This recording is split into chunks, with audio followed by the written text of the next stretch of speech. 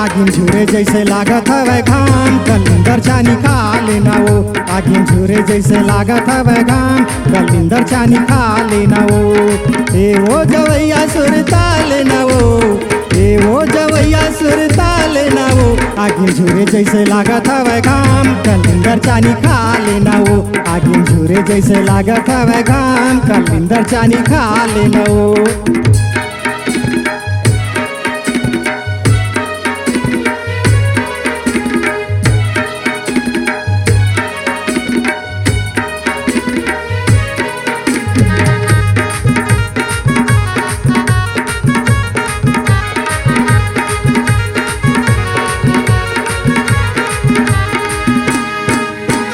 खोल के राखे है कलिंदर दुकान एक चानी खा ले तोर मन हो हियान।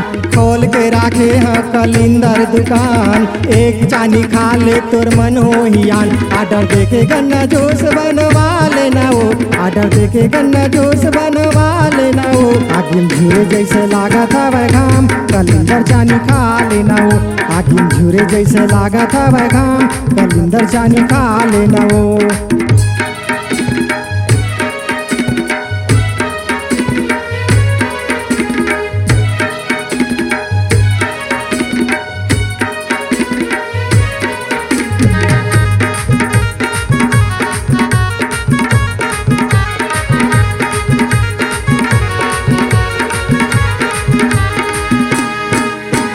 जेठ के महीना न टपा के घाम खा ले कलिंदर तोर मन हो हियान। जेठ के महीना न टपा के घाम खा ले कलिंदर तोर मन हो हियान। आना बैठ ले ये रानी तथिरा लेना वो, आना बैठ ले ये रानी तथिरा लेना वो।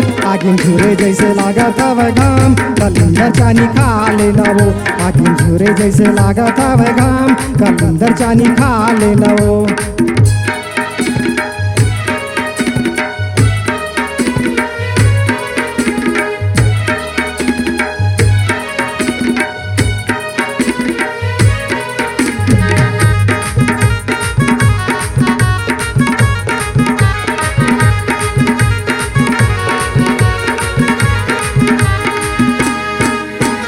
फक फक ले गोरी तो चिकन है गाल खा ले कलिंदर मुर चोखा है माल। फक फक ले गोरी तो चिकन है गाल खा ले कलिंदर मुर चोखा है माल। अनबर तरी रानी छैहा लेना वो, अनबर तरी रानी छैहा लेना वो।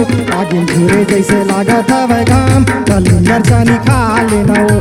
आगिन झुरे जैसे लागत हवे घाम कलिंदर चानी खा लेना वो। आगिन झुरे जैसे लागत हवे घाम कलिंदर चानी खा लेना वो। कलिंदर चानी खा लेना वो। तो चोला ला जुड़ा लेना वो, मीठ बोली गोठिया लेना वो। कलिंदर चानी खा लेना वो, कलिंदर चानी खा लेना वो।